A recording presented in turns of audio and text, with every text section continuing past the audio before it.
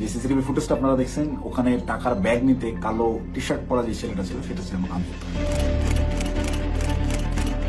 ওয়েস্টিনের নিচে সাদা CF motor বাইকে হেলমেট লাগানো অবস্থায় আমার সাথে কথা বলতেছিলেন একজন উপদেষ্টা। সেই উপদেষ্টা ছিলেন আসিফ মাহমুদ সজীব ভুইয়া। আসসালামু আলাইকুম, আমি জানে আলম অপু। সম্প্রতি গুলশানে বরিশালের এই যে নারী এমপির বাসায় চাঁদাবাজির যে ঘটনার ভিডিও ফুটেজ ভাইরাল হয়েছে, যে সিসিটিভি ফুটেজটা আপনারা দেখছেন, ওখানে টাকার ব্যাগ নিতে কালো টি শার্ট পরা যে ছেলেটা ছিল সেটা ছিলাম আমি। আপনারা এই একটি সিসিটিভি ফুটেজের মাধ্যমেই দেখেছেন যে বৈষম্যবিরোধী ছাত্র আন্দোলনের সমন্বয়করা চাঁদাবাজিতে জড়িত। আপনাদের যে সমন্বয়করা গত বছর আন্দোলনে আপনাদের কাছে মহানায়ক ছিল, তারা হয়ে গেল চাঁদাবাজ। কিন্তু আমার কিছু প্রশ্ন আছে। আপনারা কি জানেন যে এই যে টাকা নেওয়ার যে ফুটেজটা, এটা সকাল 9টা থেকে 10টার ভিতরকার সময়ের মধ্যে, তার ঠিক কয়েক ঘন্টা আগে ভোর 5টার সময় ওই জোনের ডিসি ওসি সবাইকে অবগত করে একদম অফিসিয়াল প্রসেসে আইনিভাবে আইন শৃঙ্খলা বাহিনী অর্থাৎ পুলিশ বাহিনীকে সাথে করে নিয়ে স্বামীর সেই বাসায় আমরা অভিযান চালাই। আপনারা কি জানেন সেই অভিযানে যাওয়ার আগে গুলশানেরই কোনো একটা জায়গায় আমার সাথে উপদেষ্টা আসিফ মাহমুদের কথা হয়? কই নিউজ মিডিয়ায় এত কিছু আসলো, এই 2 মিনিটের সিসিটিভি ফুটেজটাই কেন? আগের রাতের গোটা অভিযানের বিষয়টাকে একদম স্রেফ ধামাচাপা দেওয়া হলো কেন? ভোরবেলার সেই পুলিশ সাথে করে নিয়ে যে অভিযান চালানো হয়, 5টা থেকে 6টা পর্যন্ত টানা 1 ঘন্টা শাম্মী আহমেদের বাসায় অভিযান চলে, আইন শৃঙ্খলা বাহিনী সহ গোটা বাসা তন্ন তন্ন করে খোঁজা হয়, কোথাও শাম্মীকে পাওয়া যায় না। কিন্তু বাসা অভিযান চলাকালীন সময়ে প্রত্যেকটা জায়গায় আমরা বুঝতে পারতেছিলাম এখানে শাম্মী ছিল। তার ব্যবহৃত জিনিসপত্র, বেডের পাশে তার ফোন, তার হেডফোন, তার জুতা, এভরিথিং, তার ভ্যানিটি ব্যাগ, সবকিছু একদম স্পষ্ট বোঝা যাচ্ছিল সামনে এই জায়গায় ছিল। সামহাও ইনফরমেশন লিক হয়ে গেছে, সে চলে গেছে। তো যেই 2.5 মিনিটের সিসিটিভি ফুটেজ ভাইরাল করে আমাদেরকে রাতারাতি হিরো থেকে একদম ভিলেন বানানো হলো, যারা এই কাজটা করলো তাদের কাছে আমার অনুরোধ থাকবে এবং চ্যালেঞ্জ করবো আমি, যদি সৎ সাহস থাকে আগের রাতের সিসিটিভি ফুটেজটা আপনারা ফাঁস করে দেখি কে ফোন করছে, কার কলে, কিভাবে স্বামীর বাসা থেকে বেরোইছে, এবং আইন শৃঙ্খলা বাহিনীর সাথে আমরা যে অভিযানে গেলাম সেখানে আমাদের ভিতর কি কি কথা হয়েছে, আমরা চাঁদাবাজ কিভাবে হলাম। চাঁদাবাজি তো করি নাই। আমাদেরকে পরের দিন সকালবেলা এটা যোগাযোগ রিয়াদের সাথে করছে, রিয়াদের সাথে যোগাযোগ করে রিয়াদকে ডেকে পাঠাইছে তারা। রিয়াদ আমাকে ফোন দেয়, ফোন দিয়ে ডেকে নেয় যে ভাই বাসায় একটু আসতে হবে। তো সে আমাকে প্রাথমিকভাবে জানায় যে স্বামী যায় নাই, এটা এখনো আমাদের কাছে তথ্য আছে, আমি বাসায় নজরদারি করতেছি, আপনি তাড়াতাড়ি আসুন। আমি ইমার্জেন্সি যাই। যাওয়ার পরে রিয়াদ আমাকে নিয়ে ভিতরে যায় এবং বলে যে ভাই উপর থেকে ডেকে পাঠাইছে বলে আমরা ওকে তাহলে চল। আবার যাওয়ার আগে একটু আটকাইলাম যে অন্যরা আসুক। পরে বেশ কয়েকজনকে ফোন দিল রিয়াদ, দিয়ে বলে যে ভাই সবাই ঘুমিয়ে গেছে, কেউ আসতেছে না। তো অগত্যা আমি ওর সাথেই গেলাম। সিঁড়িতে রিয়াদ আমাকে টাচ দেয় যে ভাই ওরা কিছু টাকা পয়সার কথা বলছে, বলে আপনারা চাপানি খেতে টাকা পয়সা দেবে। তা আমি স্বাভাবিকভাবেই মাইন্ডসেট করে নিছি আমরা রাতে যে কজন আসছিল আর পুলিশ সব মিলে সর্বোচ্চ 40 জন হবে। তো পুলিশদেরকে বাদ দিলে এটা 15-20 জন বা 30 জন সর্বোচ্চ। এই কতই বা দিবে, 50,000 1 লাখ টাকা হয়তো বা দিবে। এইটা একদম নর্মাল থট থেকে ভাবছি। এই ভেবেই আমি ওর সাথে ভিতরে যাই। ও আমাকে বলে দিছে যে আপনি আপনার, আমি বলছি আমি ভাই এগুলা আমার মন সাইডের, আমি কথাবার্তা বলতে পারি না।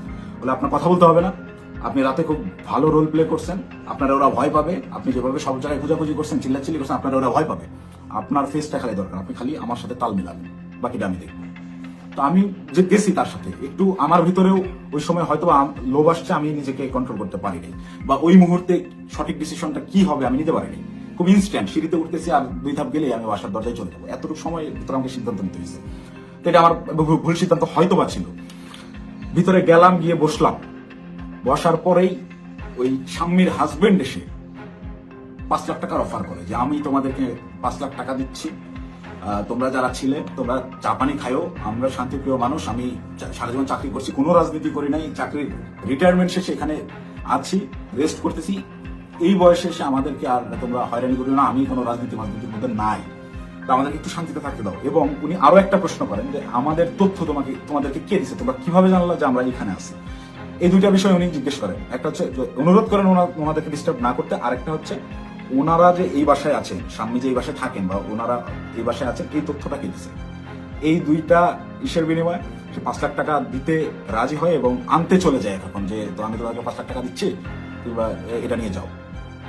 দেন রিয়াদ রেসপন্স যেটা করে, রিপ্লে করে, সেটা শুনে আমি রীতিমতো আকাশ থেকে পড়ছি। ও একরকম ঝাড়ি মেরেই বলে, আমি চ্যালেঞ্জ করতেছি, এই আমরা যতক্ষণ ছিলাম গোটা সময়ের ওই প্রায় আমরা 15 থেকে 20 মিনিট ছিলাম, গোটা টাইমের সিসিটিভি ফুটেজ তারা ফাঁস করুক।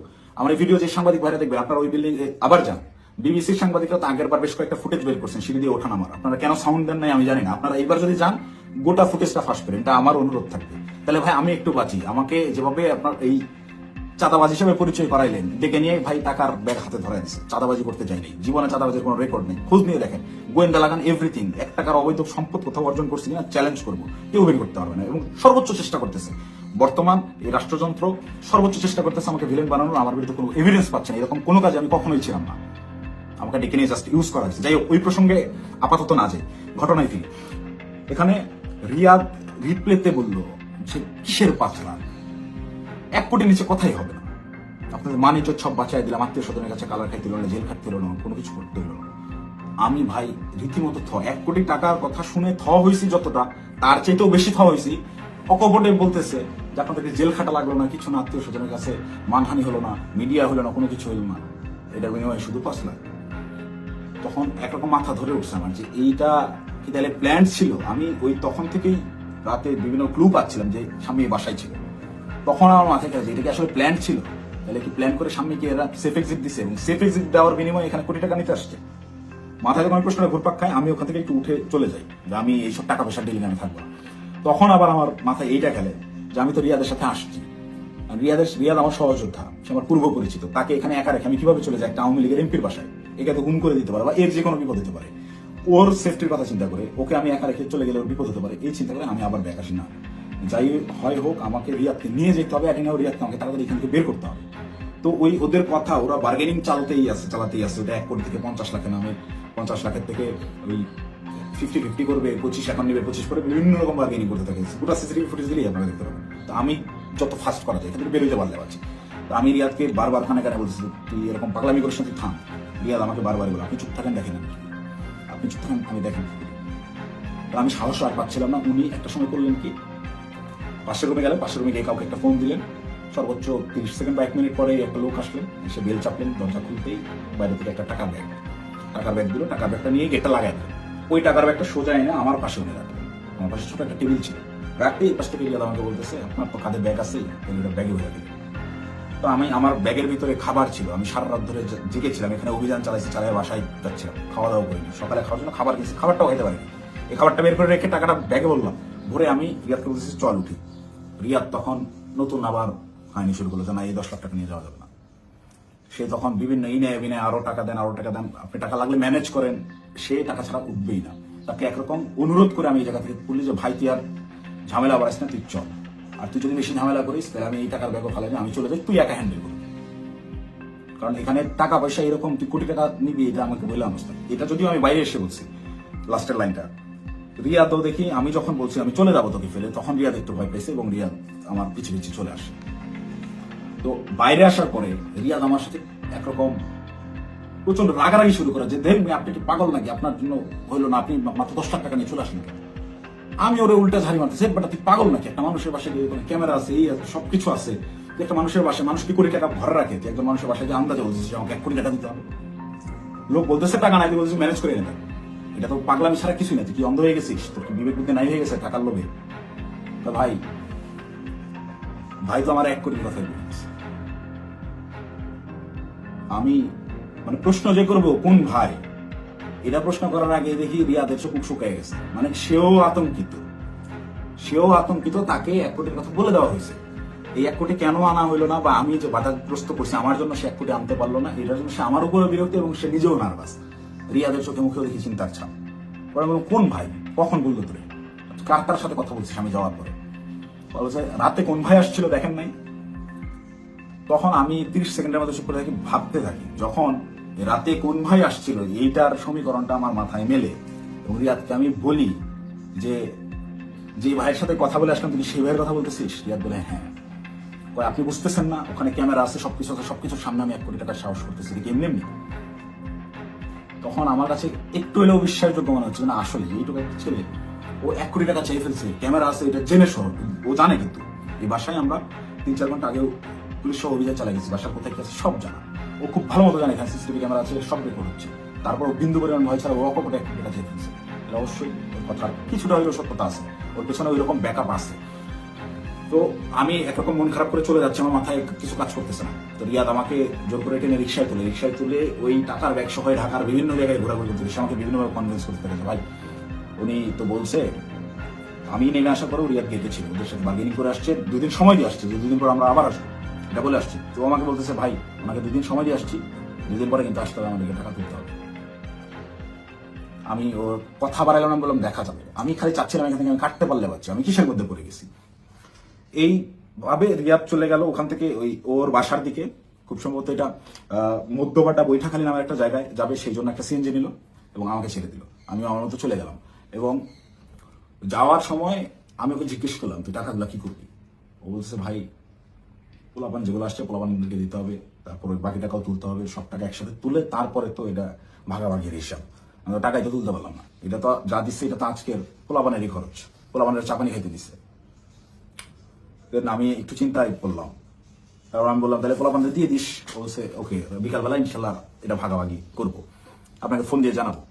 তো বিকালে আমি এর মধ্যে আমি বেশ কয়েকজনের সাথে রাতে যারা ছিল তাদের বেশ কয়েকজনের সাথে যোগাযোগ করি এবং তাদের কথাবার্তা আমি সরাসরি স্বীকার করি নাই বা বলি নাই যে রিয়াদ এরকম করছে। তাদেরকে আমি বিভিন্নভাবে ঘটনাটা সম্পর্কে অবগত করার চেষ্টা করি, যে তোর এরকম কিছু হয়েছে কিনা বা রিয়াদ কোনো টাকা পয়সা দিয়েছে কিনা। তো সবাই অস্বীকার করতেছে, মানে যারা আসছিল এই অভিযানটা চালাইতে তারা কেউ এই বিষয়ে অবগতই না। তার মানে এখানে ওই যে আমাদের গ্রুপে ইনফরমেশন দেওয়া হলো অমুক বাসায় আওয়ামী লীগের এমপি আছে বলে ছাত্রদেরকে চেতায় দেওয়া হলো, চেতায় দিয়ে এই ছাত্রদেরকে মপ করতে পাঠানো হলো। ওখানে ছাত্রদেরকে পুলিশ বাহিনী সহ ওই এমপির বাসায় পাঠাইয়া ওই পরিবারকে ভয়ভীতি প্রদর্শন করা হলো। করার পরে ছাত্ররা সবাই যে যার মতো বাসায় চলে গেল। তারপরে চাঁদাবাজের দল চাঁদাবাজি করতে আসলো। ঘটনা এইটাই। এখান থেকে মাঝখান থেকে সাধারণ ছাত্ররা ব্যবহৃত হইলো। এই ব্যবহারের তালিকায় সেদিন আমিও পড়ছি, আমিও ব্যবহৃত হয়েছি। এবং বিভিন্ন সময় বিভিন্ন ঘটনায় এরা এইভাবে বিভিন্নভাবে ছাত্রদেরকে ব্যবহার করে এইসব করে। তারপর বিকালবেলা রিয়াদ আমাকে ফোন দেয়, ফোন দিয়ে ডাকে হচ্ছে রামপুরায়। তো এমনিতেই আমি হাতিরঝিলে যেতাম, তারপরের দিন আমাদের বেসরকারি বিশ্ববিদ্যালয়ের প্রোগ্রাম হাতিরঝিলে, সেই প্রোগ্রামের বাস্তবায়ন কমিটিতে ছিলাম, ভেন্যু পরিদর্শনের জন্য যাওয়ার কথা।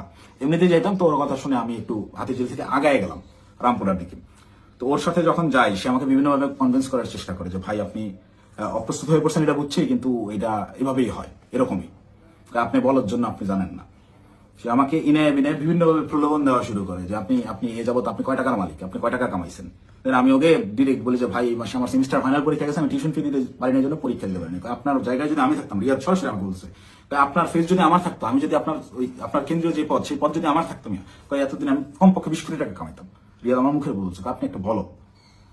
তো আমার এই কথাগুলো শুনে আরো বেশি খারাপ লাগতে লাগলো, যে কি বলে। প্রচন্ড মন খারাপ। আমি ওকে বলি যা হয়েছে বাদ আমরা হাতিরঝিলে যাই, প্রোগ্রামের কি অবস্থা দেখি। আমার মূল কনসার্ন আমার আবার সাংগঠনিক কাজে ফেরা। তো হাতিরঝিলের প্রোগ্রামের ওইটা পরিদর্শন করে ওই জায়গা থেকে সন্ধ্যা হয়ে গেছে। রিয়াদ আমাকে কন্টিনিউয়াসলি পুশিং করে যাচ্ছে, সে আমাকে নিয়ে মহাখালী যায়। মহাখালী ওখানে ইয়ামাহার শোরুম থেকে সে আমাকে একটা বাইক কিনে দেয়। এবং এটা সে প্রায় সময় এরকম হয়েছে যে রাত বেশি হয়ে গেছে, আমি বাসায় ফেরার জন্য সেফ কোনো কিছু যানবাহন পাচ্ছিলাম না। ম্যাক্সিমাম টাইম আমাকে ওই উবার ভাড়া করে যাইতে হইতো। আমি ওদের কাছ থেকে টাকা ধার নিতাম এবং প্রায়শই এটা বলতাম যে আমার একটা বাইক থাকলে খুব ভালো হতো। এইটাকে সে কাজে লাগে, আমাকে একটা বাইক কিনে দেয়, সে আমাকে সাথে করে নিয়ে গিয়ে, এবং সে আমার পিছনে বাইকে চড়ে ঘুরে ঢাকা শহরের বিভিন্ন জায়গায়। এবং পরবর্তীতে পরের দিন অনুষ্ঠানটা শেষ হয় কোনো মতে, 18 তারিখের প্রোগ্রামটা শেষ হওয়ার পরেই সে রাত্রেবেলা আমাকে ফোন দেয় যে ভাই 2 দিন তো হয়ে গেল, আমাদেরকে ওই বাকি 40 লাখ টাকা আনতে যাইতে হবে। এটা তো 1 কোটি নেওয়া যেত, আপনি খালি পাকনামি করে 50 লাখ নামালেন।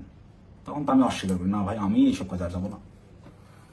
দেন আমাকে ডিরেক্ট ব্ল্যাকমেল, আপনি ওই টাকা দিয়ে বাইক কিনছেন, আপনার ফুটেজ আছে তো, আপনি বাইক কিনছেন, শোরুমে ডকুমেন্টস আছে, আপনি তো এটার পার্ট, আপনি তো টাকা ভোগ করছেন, আপনি তো যাইতেই হবে। তখন আমার মাথা রীতিমতো কাজ করা বন্ধ হয়েছে যে আমি তো পুরো ট্র্যাপে ফেসে গেছি। আই হাই, বাইকটাই আমি কেন নিলাম, আমার ভোটার আইডি কার্ডটাই ওখানে আমি কেন দিলাম, আমার এই হারামজাদার টাকা আমি গেলামই বা কেন? প্রচন্ড রকম আফসোস শুরু হলাম, আমি এই কিসের মধ্যে পড়লাম। এরকম ভাবতে হবে ওই সারা রাত আমার ঘুম হয় না। আমার ফেসবুকে গেলে এখনো ওই দিন আমার দেওয়া যে স্ট্যাটাসটা, আমি প্রচন্ড মেন্টাল ট্রমায় আছি। তার আগের রাত সারা রাত ধরে গত বছর জুলাইয়ের সেই আন্দোলনের স্মৃতিগুলা, এই আমার ভাইদের রক্তাক্ত সেই দেহগুলা, এই গুলি চালানোর দৃশ্যগুলো সবকিছু আমার চোখের সামনে আসতে থাকে। আমার ভাই সারা রাত ঘুমায় নাই যে কি করলাম, কি হচ্ছে, কি এটা কি। মানে আমি পরের দিন সকালে এটা পোস্টও করছি যে আমি প্রচন্ড মেন্টাল ট্রমায় আছি, জুলাইয়ের ওই স্মৃতিগুলো আমার মাথা থেকে যাচ্ছে না, আমার চোখের সামনে ভাসতেছে, আমি ঘুমাইতে পারতেছি না, নিজেকে অসহায় লাগতেছে, এই ধরনের একটা পোস্ট করছিলাম। এবং এটা তখন আমার বাস্তব ফিলিংস ছিল। আর উপরে এর আবার রিয়াদের ফোন আসেই, কখন বেরোবেন, কখন আসতেছেন, এই এরকম করতে করতে সন্ধ্যাবেলা আমি বাংলা মোটর অফিসে গেলাম, সেখানে একটা প্রেস ব্রিফিং করা হয় 18 তারিখের প্রোগ্রামে, বেশ কিছু প্রবলেম ছিল সেগুলো নিয়ে। প্রেস ব্রিফিং শেষে রিয়াদ আমাকে বলে উপরে ওয়াটারফল রেস্টুরেন্টে গিয়ে আপনি বসেন, আপনার সাথে কথা আছে। আমি ওয়াটারফল রেস্টুরেন্টে গিয়ে বসি, রিয়াদ সমস্ত ছেলেবেলেকে নিচে নিয়ে গিয়ে চা খাওয়াইয়ে পাঠিয়ে দিছে। পাঠিয়ে দিয়ে সে ওয়াটারফলে আসে এবং আমাকে বলে যে সোজা সাপটা এখন যাইতে হবে, গিয়ে টাকাটা নিয়ে আসতে হবে। আমাকে 2 দিন সময় দেওয়া হয়েছে, 2 দিন পার হয়ে গেছে, আর কোনোভাবে কালক্ষেপণ করা যাবে না, প্রচুর চাপ আসতেছে, আপনি চলেন। তো আমি একরকম চিপাই পড়ে গেছি। ওর কথা শুনে আমি ওই জায়গায় যে রেস্টুরেন্টে বসছি, এখান থেকে বের হওয়ার অপশন নাই। তো আমি বাধ্য হয়ে বললাম আচ্ছা চল দেখা যাক। তো এই দিন গিয়ে আমি সর্বোচ্চ চেষ্টা করছিলাম যে কিভাবে এটা এড়ানো যায়। আমি গেটের সামনেই হোন্ডা থামায় ভিতরে ঢুকে দারোয়ানের সাথে কথাবার্তা বলে ওদের উপরে গিয়ে 2টা বেল চেপে আমি খালি ওরা টানতেছি, যারা বাসায় নেই আয়, তুই দরজা খুলবে না, আয় আয়, এই বলে ওকে বের করে নিয়ে আসছি। নিয়ে আসার পরে আবার হোন্ডা টানতে চলে আসছি। তারপর থেকে ওই দিন থেকে আমি ওর সাথে যোগাযোগ করা বন্ধ করে দিছি। টানা 2 দিন ওর সাথে আর যোগাযোগ করি নাই। ও আমাকে মেসেজ দেয় বিভিন্ন ভাবে, আমি যে টাকা নিছি, আমাকে যে ট্র্যাপে ফালানো হচ্ছে, এইটা বারবার সে উল্লেখ করার চেষ্টা করে। আমাকে মেসেজ করে, ভাই টাকা নিয়ে হারায় গেলেন, খোঁজ নাই কেন। প্রত্যেকটা মেসেজে টাকা শব্দটা মেনশন করে, যেন পরবর্তীতে সেটা স্ক্রিনশট আমার বিরুদ্ধে ব্যবহার করতে পারে, বা আমাকে বোঝায় যে তুমি যে টাকা নিছো এটা কিন্তু এভিডেন্স আছে, আমাকে ব্ল্যাকমেল করার চেষ্টা করে। তো আমি রিয়াদের মেসেজ রেসপন্স করা অফ করে দিলাম একটা সময়। এবং যখন দেখলাম আমি ট্র্যাপে ফেসে গেছি এবং ওরা যা বলে আমাকে তাই করতে হবে, তখন আমি রিয়াদের সাথে সম্পূর্ণরূপে যোগাযোগ করা বন্ধ করে দিই এবং রিয়াদকে বলি, তুই যদি আমাকে এইগুলো নিয়ে চাপ দিস তাহলে আমি কিন্তু সমস্ত কিছু ফাঁস করে দেবো, এবং ওই বাসায় তুই যদি আরেকবার যাস, আমি এখনই ওই বাসার লোককে ফোন দিব, সে যেন থানায় বলে রাখে, পুলিশ দিয়ে তোদের যেন ধরায় দেয়, অথবা এই সিসিটিভি ফুটেজ যেন ফাঁস করে দেয়, আমার যা হবে হবে। তোদের এইসব আমি আর মানতে পারতেছি না। দেন রিয়াদও ভয় পেয়ে যায়, একরকম ও আমাকে থ্রেট মনে করা শুরু করে। ও দেখে রিয়াদ আর ভয় আমার সাথে যোগাযোগ করতেছে না। এবং সর্বশেষ যে ঘটনাটা ঘটে, রিয়াদ যেদিন ধরা খায় সেই দিন সে আমাকে না জানাই গেছে, সে আমাকে থ্রেট মনে করা শুরু করে। এবং এইটা সে তার উপর লেভেলের যে ভাইরা আছে, যে ভাইরা তাকে নিয়ন্ত্রণ করে, সেই ভাইদেরকে সে জানায় যে অপু এটা পজিটিভলি নেয় নাই, প্রচুর সমস্যা করতেছে। আর আসলে পজিটিভলি নেওয়ার মতো না, এই এক্সপিরিয়েন্স আমার লাইফে ফার্স্ট টাইম। তো রিয়াদ ওই দিন যে গেল আমাকে সম্পূর্ণরূপে না জানায়, এবং আমার কোনো আগ্রহ ছিল না, আমি ওইটাতে যাইও নাই, এবং আমি যাব না জন্যই, ওদের এই ট্র্যাপে আমি আর ইউজ হব না জন্য প্রচন্ড রাগে ক্ষোভে আমি একরকম ওই ফোন টোন সব অফ করে একটু সাইলেন্ট হয়ে যাই, যে আমাকে যেন না পায়। আমার ভালোই লাগতেছে না, আমার বিবেকের তাড়নায় আমার মন চাচ্ছিল আত্মহত্যা করি। মানে আমার কিছু করার নাই, ওরা ব্ল্যাকমেল করা শুরু করছে, আপনি হুন্ডা কিনছেন, এই করছেন সেই করছেন। রিয়াদ যেদিন অ্যারেস্ট হয়ে প্রথমে থানায় গিয়ে প্রথম স্টেটমেন্টই এটা দিছে যে এই জায়গায় চাঁদাবাজি জানে আলম অপু করছে, টাকা জানে আলম অপু নিচ্ছে, সেই টাকা দিয়ে সে বাইক কিনছে। মানে এইটা পূর্ব থেকেই ওকে শেখানো স্টেটমেন্ট। টাকা নিলে 10 লাখ, থানায় গিয়ে সাংবাদিকদের সামনে বলতেছে যে এরা 5 লাখ টাকা দিচ্ছে, 5 লাখ টাকায় জানে আলম অপু নিচ্ছে, নিয়ে 3 লাখ টাকা দিয়ে বাইক কিনছে, বাকি টাকা ওর ওয়াইফের চিকিৎসায় খরচ করছে। মুখস্থ বয়ান বলে দিবি, তুই কি জানোস আমার ওয়াইফ অসুস্থ কিনা, আন্দাজে একটা কথা যে বলে দিল। আমার ওয়াইফের গত 6 মাসে ওইরকম মেজর কোনো অসুস্থতা আসে নাই যে যার জন্য মেডিকেলে টাকা দিতে হবে। যাই হোক, রিয়াদ অ্যারেস্ট হয়ে থানায় গিয়ে যখন প্রথম স্টেটমেন্টটাই আমার বিরুদ্ধে দিল, এবং ওই জিনিসগুলো যখন আমি দেখলাম যে আমার সিসিটিভি ফুটেজ ভাইরাল করা হয়েছে, এবং রিয়াদ রিমান্ডে তো গেল পরে, আমি রিমান্ডে যাওয়ার পরে স্টেটমেন্ট দিলেও আমি বলতে পারতাম যে সে নির্যাতনের ঠেলায় হয়তোবা নিজে বাঁচার জন্য দোষ আমার উপর পার করেছে, তা না, সে অ্যারেস্ট হয়ে থানায় গিয়ে প্রথম স্টেটমেন্ট দিচ্ছে আমার বিরুদ্ধে যে এইগুলো সব জানালো মুখ করছে। এটা তার শেখানো গুলি ছিল, তার উদ্দেশ্য ছিল আমাকে কর দেওয়া। এবং এখন পর্যন্ত রিয়াদের বিষয়টাকে ইচ্ছাকৃতভাবে মিডিয়া ট্রায়ালে রাখা হয়েছে, যতক্ষণ পর্যন্ত আমাকে না ধরতে পারবে, এই সমস্ত দোষ আমার উপরে না চাপাইতে পারবে, ততক্ষণ পর্যন্ত এরা থামাবে না। এরা আমি বাইরে থাকার থ্রেট মনে করতেছে, আমি আসতেছি, যে কোনো সময় আমি অ্যারেস্ট হয়ে যেতে পারি, আমাকে ওই হাসিনার মতো গুম করা হবে। হাসিনা যেভাবে নিয়ে আয়না ঘরে রাখতো মানুষজনকে, কেউ জানতো না, বলতো সে নিজে একা একা হারায় গেছে। আমাকে বলতো যে সে চাঁদাবাজি করছে, করে এখন গা ঢাকা দিচ্ছে, কোথায় না কোথায় গিয়ে আছে। তো আমি জানি না আমার আসলে কি অপেক্ষা করতেছে, তবে আমি মহান আল্লাহ তাআলার কাছে শুকরিয়া জ্ঞাপন করতেছি। হয়তোবা জীবনে কোনো একটা ভালো কাজ করছিলাম, যার বিনিময়ে আল্লাহ তাআলা আমাকে ওই দিন ওই জায়গাটায় নেওয়া থেকে বিরত রাখছিলেন। আল্লাহ তাআলা হয়তোবা চান নাই যে আমি ওই পরিমাণ বেইজ্জতি হই। যার কারণে আমাকে নেয় নাই। আমি শুকরিয়া আদায় করি মহান আল্লাহ তাআলার কাছে, আমি চিরকৃতজ্ঞ। যাই হোক, এখন আমি যে কোনো সময় আমাকে আপনারা জেলখানায় দেখতে পারেন, আমার লাশ আপনারা নদীতে ভাসতে দেখতে পারেন, অথবা হঠাৎ করে একদিন টেলিভিশন খুলে দেখবেন যে আমি ওই বসে আছি, আমার সামনে প্রচুর প্রচুর টাকা পয়সা, মদ, তারপর হচ্ছে অস্ত্র শস্ত্র দিয়ে আমাকে দেখানো হচ্ছে আমি ঢাকা শহরের সবচেয়ে বড় মাফিয়া ছিলাম, গ্যাংস্টার ছিলাম, আমাকে অ্যারেস্ট করা হয়েছে। এবং যে কোনো নাটকই সাজানো হইতেই পারে। তো এই নাটকগুলো যদি সাজানো হতে পারে বা আমাকে এভাবে ফাঁসানো হতে পারে, আমাকে দিয়ে এই কথাগুলো বলানো হতে পারে, তার আগেই সঠিক সত্যটা জাতির উদ্দেশ্যে, জাতিরকে জানানোর জন্য আমার এই ভিডিওটা বানানো। এখন আসি, অনেকেই এই ভিডিও দেখে বলবেন যে ভাই তুই এই 4-5 দিন ধরে চুপচাপ থেকে খুব সুন্দর স্ক্রিপ্ট লিখছিস। অনেকে, আমি যখন পোস্ট করছিলাম যে আমি গোটা বিষয়টা ক্ল্যারিফিকেশন একটা ভিডিও দিব, অনেকেই কমেন্ট করছে যে হ্যাঁ ভাই সময় নেন, সমস্যা নাই, ভালো করে স্ক্রিপ্ট লেখেন তারপর আইসেন। তো এইখানেও যারা বলবেন যে স্ক্রিপ্ট করা হয়েছে, তাদেরকে আমি বলবো ওই 17 জুলাই, 16 জুলাই পার হয়ে 12টার পরে যখন 17 জুলাই পরে, ওই 17 জুলাই ভোর 4:15 থেকে 30 এই 15 মিনিট সময়, কিংবা 4:10 থেকে 4:30 এই 20 মিনিট, বা আমি যদি আরো 10 মিনিট বাড়াই 4:10 থেকে 4:40 পর্যন্ত 30 মিনিট আমি বললাম, এই 30 মিনিটের ওই যে গুলশান 2 মোড় পার হয়ে যেই 5 স্টার হোটেলটা, ওয়েস্টিন ইন্টারন্যাশনাল যে হোটেলটা, এই ওয়েস্টিনের নিচে সাদা সিএফ মোটো বাইকে হেলমেট লাগানো অবস্থায় আমার সাথে কথা বলতেছিলেন একজন উপদেষ্টা। সেই উপদেষ্টা ছিলেন আসিফ মাহমুদ সজীব ভুইয়া। আপনাদেরকে চ্যালেঞ্জ করব, আমাকে ভুল প্রমাণ করার আগে আপনারা ওই সিসিটিভি ফুটেজ জাতির সামনে আনবেন, এনে দেখাবেন যে ওই সময় আসলে এরকম কোনো কিছু ঘটে নাই, আমার সাথে আসিফ মাহমুদ সজীব ভুইয়ার কোনো কথাবার্তা হয় নাই, সে ওখানে আসে নাই। একজন উপদেষ্টা ভোর 4টার সময় বাইকে চড়ে হেলমেটের মুখ ঢেকে গুলশানের মতো অভিজাত এলাকায় কি কাজে আসে, এটা আমার জানার কথা না। আমি তো মামুলি পার্সন, তারা তো হাই লেভেলের পার্সন। আর আমার সাথে কেন কথা বলতে হয় বা কি বা কথা হয়? এবং ওই যে রিয়াদ বললো রাতে যেই ভাই আসছিল, এবার সমীকরণটা আপনারাই নিলাম যে রাতে কোন ভাই আসছিল, কোন ভাইয়ের সাথে আমার কথা হয়েছে, এবং কোন ভাইয়ের কথা রিয়াদ ইন্ডিকেট করছে। শুধু ওই ভাই না, আরো যেসব ভাই আছে সব ভাইরাই এটাতে জড়িত, এবং এটা ওপেন সিক্রেট।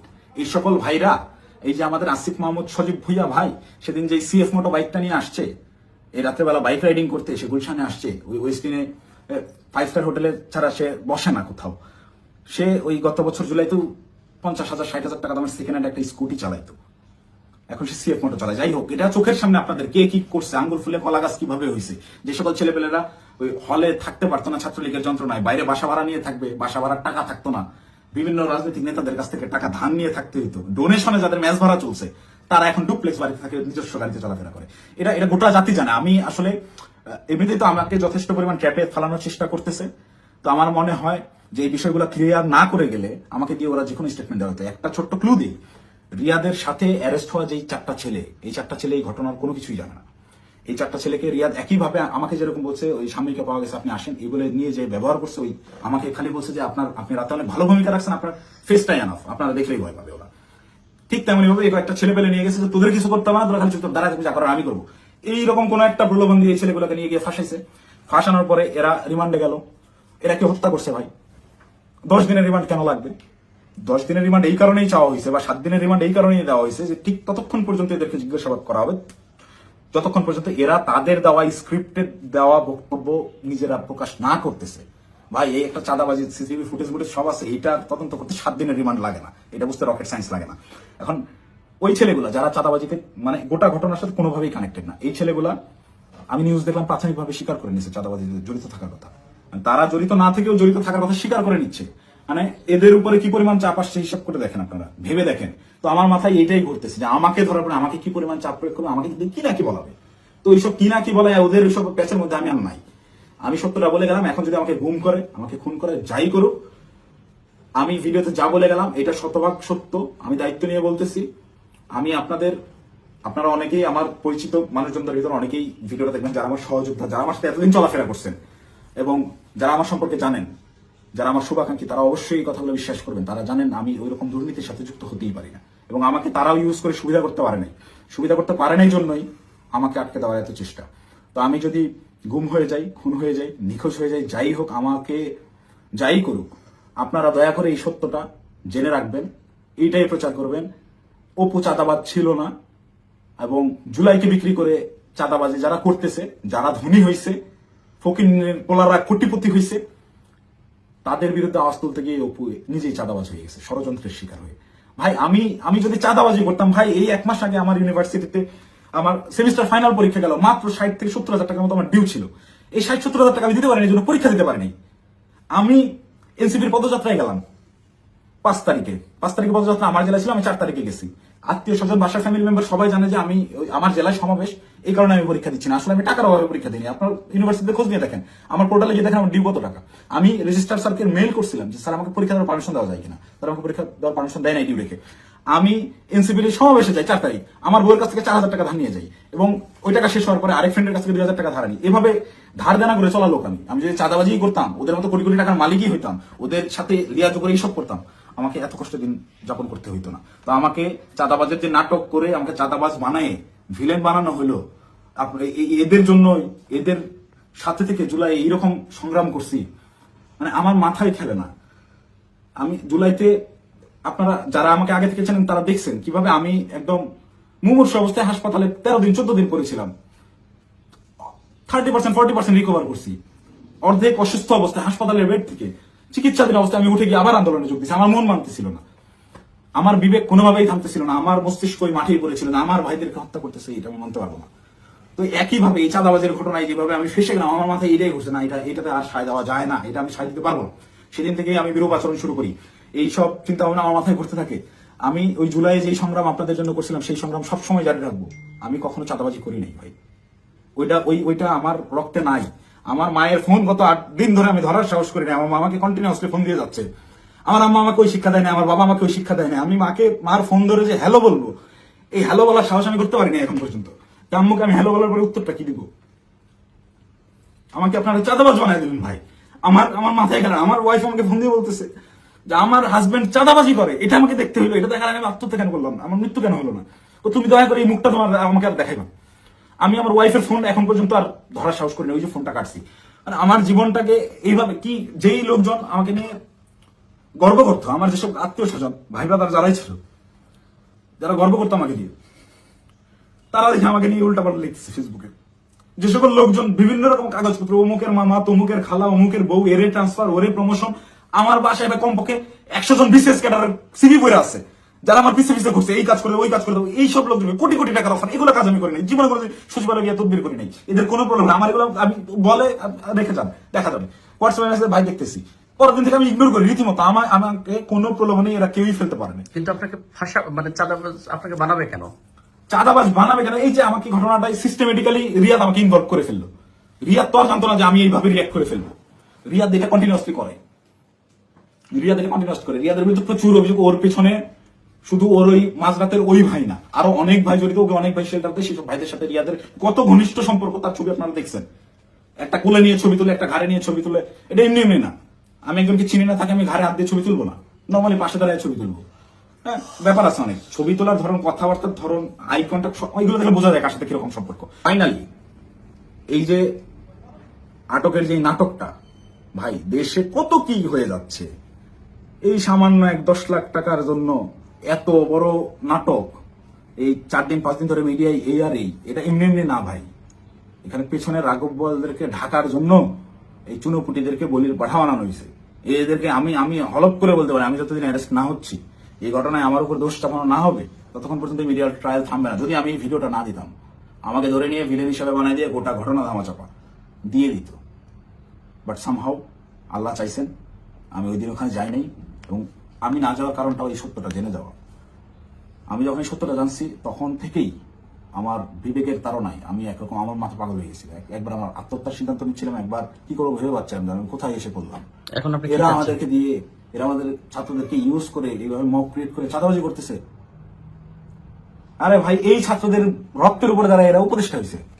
মানে নর্মাল থিঙ্কিং করেন আপনি, যখন এটা ভাববেন, আপনি ওই দিনগুলো যখন স্মরণ করবেন, আপনার চোখের সামনে গুলি গেছে, রাস্তায় রক্ত পড়ে আছে, রক্তটা আপনার চোখের সামনে ভাসতেছে। এই রক্তের উপর দাঁড়ায় থাকা একজন লোক যখন এই রক্ত যারা ঝরাইছে, সেই সকল ছাত্রদেরকেই আবারও ইউজ করে স্বার্থ হাসিল করতেছে। আমি তো মিথ্যা কথা বলতেছি না, খোঁজ করেন, চোখের সামনে দেখতে পাচ্ছেন কারা কারা ধনী হয়ে গেছে, কিভাবে রাতারাতি ফকির নির্মলা কোটিপতি হয়েছে, এটা ওপেন সিক্রেট। এবং এদের এইসব টাকা পয়সা আসছে থেকে এইভাবেই প্রত্যেকটা গ্রুপ, এই যে মোহাম্মদপুর থানায় আহ্বায়ক গ্রেফতার হইলো, মোহাম্মদপুর থানার মতো একটা ছোট্ট একটা থানার একটা বৈষম্যবিরোধী ছাত্র আন্দোলনের আহ্বায়ক, যে ভোলা থেকে উঠে আসছে একটা ছেলে, সবাই মাত্র পলিটেকনিক পাশ করে আসছে, অনার্সে ভর্তি হয়েছে, বিএসসি করতে ভর্তি হয়েছে। এই ছেলে ঢাকা ইউনিভার্সিটিতে পড়ুয়া স্টুডেন্টের কাছে 1 কোটি টাকা চাঁদা যাচ্ছে। আবার সেই ছেলে পেলে মক ক্রিয়েট করতে গিয়ে ধানমন্ডি থানা ধরা খাইলো, তাদেরকে ছাড়া আনলো গিয়ে। আব্দুল হান্নান মাসুদের মতো এত বড় ফিগার, আব্দুল হান্নান মাসুদ তো এখন ইন্টারন্যাশনাল নেতা হয়ে গেছে। সে একটা সেদিন একটু ইসে দেখলাম, সে বলছে আমাকে দেশের সবাই চিনে, ইন্টারন্যাশনাল নেতারাও চিনে, সে ইন্টারন্যাশনাল নেতা হয়ে গেছে। তো এই ইন্টারন্যাশনাল নেতা ওই রকম লোকজনদেরকে ছাড়াইতে থানায় যায়, কেন যায়? ওই রাব্বি নাম ছিল ছেলেটার, মোহাম্মদপুরের রাব্বি, ওই রাব্বি যদি কট খায় ওই জায়গায়, আব্দুল হান্নান মাসুদের নামটা ফ্যাশ হয়ে যায়। Add anyhow Abdul Hannan মাসুদকে, ওই রাব্বিকে সেভ করতেই হবে, কিচ্ছু করার নাই। সে মিডিয়ার সামনে ওই জায়গায় তোপের মুখে পড়ছে হান্নান মাসুদ, তাও রাব্বিকে ছেড়ে আসে নাই, পুলিশের সাথে নেগোসিয়েশন করে নিয়েই আসছে রাব্বিকে তারা ছাড়বে না। কিন্তু এই ঘটনাটাই আমি তো ধরা ছোঁয়ার বাইরে ছিলাম, রিয়াদকে তারা সেট দিলেও আমি তো বাইরে ছিলাম, যে কোনো মুহূর্তে ফাঁস করতে পারি। এই ভয়ের জায়গা থেকে রিয়াদকেও আর বাঁচায় নাই, যে দুইটাকেই আটকাতে হবে। আমাকে ধরার জন্য সর্বোচ্চ চেষ্টা করতেছে। আমি কতক্ষণ বাইরে থাকবো, কতক্ষণ টিকে থাকবো আমি জানি না, যে কোনো সময় আমার যে কোনো কিছু হয়ে যেতে পারে। তো আমি গোটা জাতির কাছে সত্যটা বলে গেলাম, এবং সেই দিন সিদ্ধান্তহীনতায় হোক কিংবা লোভের বশবর্তী হয়ে হোক, আমি যে ভুল কাজটা করে ফেলছি, রিয়াদের প্ররোচনায় করে ওই জায়গায় বাসায় ওনাদের দেওয়া ওই টাকাটা হাতে নিয়েছি, এইটার জন্য আমি গোটা দেশবাসীর কাছে ক্ষমা প্রার্থী, এবং আমি আমার দোষ স্বীকার করে নিচ্ছি। এবং আমি প্রচলিত আইন অনুযায়ী, যেহেতু আমার নামে মামলা হয়েছে, আমি বিচার ফেস করতে রাজি আছি।